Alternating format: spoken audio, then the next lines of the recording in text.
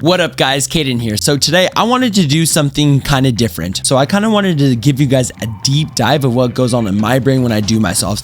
So I just filmed two solves of mine right here. They were the first two solves I just did. So my turning kind of sucks, but basically I'm going to reconstruct them for you and show you my thought process when I solve the cube. For context, I'm a sub 7 solver that averages around, mid 6 to high 6. And I use the ZB method, which means my end of my solve is going to be a little bit different than yours, but you'll definitely learn something, especially in the beginning of them too. And you know what? Maybe you'll pick up on some good ZBLS and ZBLL algs along the way. With that said, let's jump into the first solve.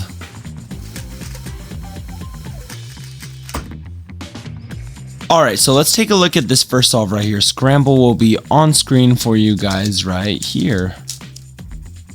So here I did white cross. The first thing I noticed was this block right here, which I wanted to do an X cross with. Orange and green can be solved pretty easily, and then red and blue would be solved next. The X cross edge just moves down to here when you solve orange. So I did an X cross here, and I tracked this for my second pair. So I started out by doing an R move to insert orange, and then a U move to put green and red into position.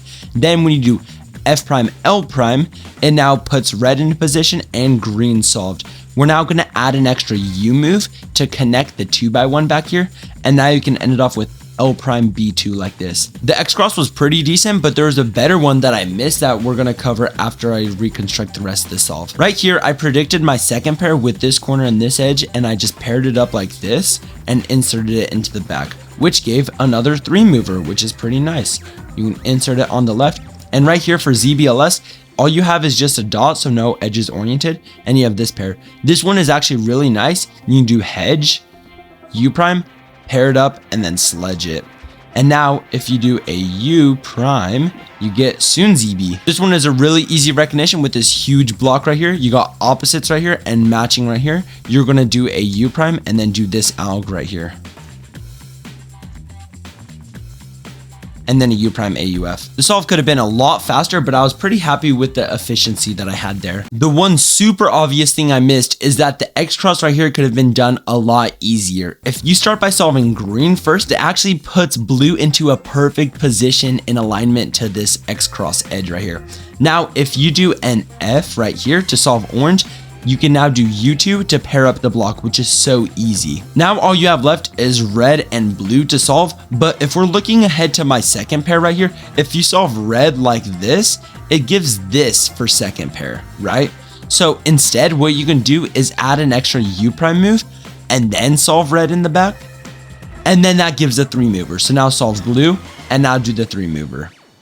Right here, solve front left like this, because now if you rotate back, now you have front right for ZBLS. This one just goes like this. You have the edge right here, the dot. You go like this.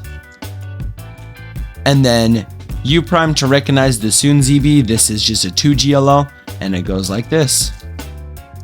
U2 AUF. Overall, main takeaways, try and predict good X crosses and easy first pairs, because that's going to help you a lot in your solves. And then from there, just keep your F2L basic and really easy so you can have good look ahead. And lastly, don't be like me, make sure to turn fast so you can get fast solves as well.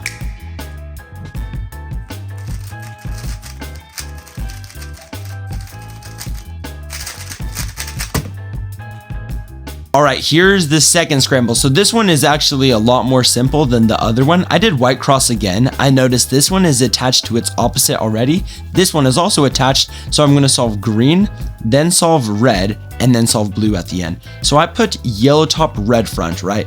And I started it off with an L2 like this, then solve red like this, and then solve blue like this. During my inspection, I was tracking this for first pair because it was really easy because it's a pair case, and tracking this for my second pair right here. So I now do a U prime, take it out and insert it into the back, which is a great first pair because now I'm solving back left. Right here, I guess it wasn't a great decision to solve diagonal slots, but what are you gonna do? Solve one of these pairs? These things are terrible. So let's just go for this one right here. Pair it up, insert it right here. And then this is a pretty bad continuation. I wanted to set up FR for my last slot, so you can do F prime U F to pair it up and insert it. And right here for ZBLS, this one's a really nice one. You got a line, you got the edge right here, corner right here.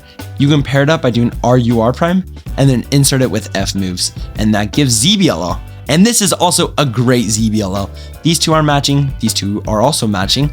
So this is a 2GLL case. You see it's a Z-perm pattern. If it's on the left, you're gonna do U2, back anti-soon, and then front anti-soon, U2 AUF. And as I said, this was like my second solve of the day, so this could have been so much faster if I just had better turning. But it shows if you just have efficient solutions, you can get low 6s. Main takeaways in this one, just keep your F12 basic, try to solve back slots. The next one is to have good look at so you can just flow into your pairs. And the last thing is just to have low efficient move count solutions. Hope you guys enjoyed the solves and those breakdowns. I hope you learned something. I mean, I felt like I had pretty creative cross plus one solutions and good second pair solutions.